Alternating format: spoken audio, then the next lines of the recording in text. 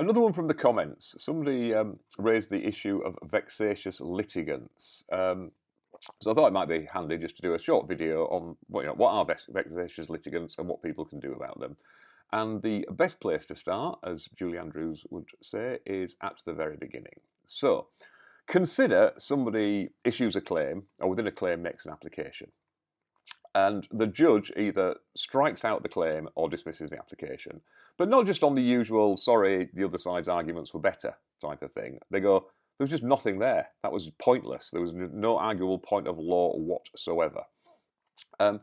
When they strike out the claim or they dismiss the application, on the order they can put, and I find that this application was totally without merit. If you clock up within a course of litigation 2 or more totally without merits, then the judge of their own volition, or on the application of one of the parties, the court can consider making a civil restraint order. Now, within one set of litigation, it's what we call a limited civil restraint order. In other words, it only applies to that particular case. But then the situation is that the person the order is made against cannot make any further applications within those proceedings without the prior permission of the judge. So if they want to do something, they have to send the application in advance to the judge. They also have to put the other party on 7 days' notice about the application.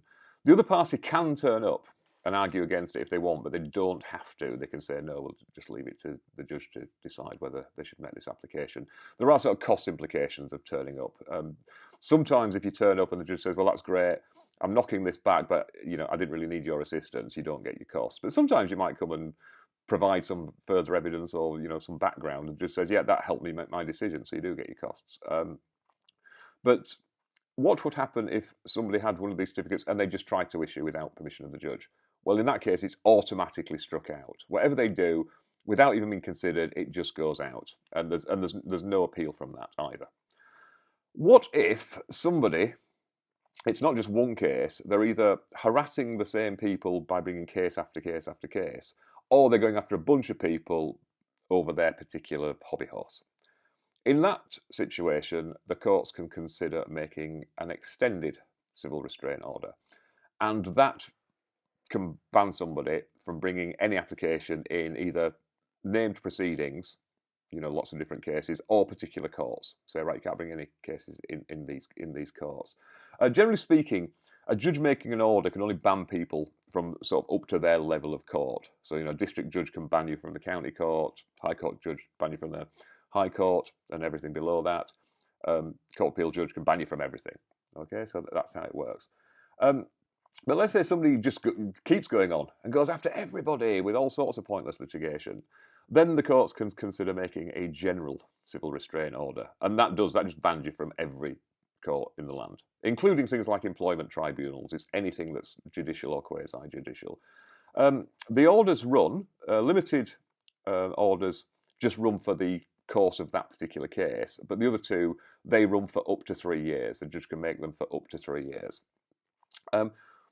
What happens though if, say, at the end of the 3 years, somebody just starts doing it all again, and they keep doing it, and it's clear that they're just never going to stop? Do you have to keep coming back every 3 years? Well, no, because in those circumstances, the Attorney General can get involved, and there's something called a Section 42 order, because that's Section 42 of the Senior Courts Act, what used to be the Supreme Court Act, and they will look at the entire course of that person's sort of litigation history. All the cases, the sort of cases that have been brought, the number of cases, the harm caused to people on the other side, and just the general tone of the litigation, both within the papers and in terms of correspondence and people dealing with the court, etc., etc. And if they are satisfied that somebody meets the test, then they are officially a vexatious litigant, and they go on a particular list, and they are banned from every tribunal in the land. These orders run until further notice. In other words, they run for the rest of your life. Theoretically, they can make them for a limited period of time, 10 years, 15 years, whatever. But I've only looking through the list of about 200. I could only find one that actually had a time limit on it. People can come back and try to have them lifted and say, okay, I've learnt my lesson, I'm calm now, I now realise the error of my ways.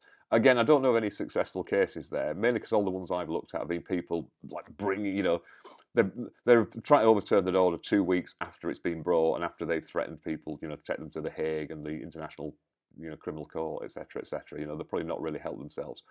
As well as the orders on just the conduct of the litigation, courts can also add on just general things like in any injunction. So they can say things like, you cannot call the court office by telephone. You only do it in writing or by email, or you're limited to one email a week. They will also specify who the points of contact are.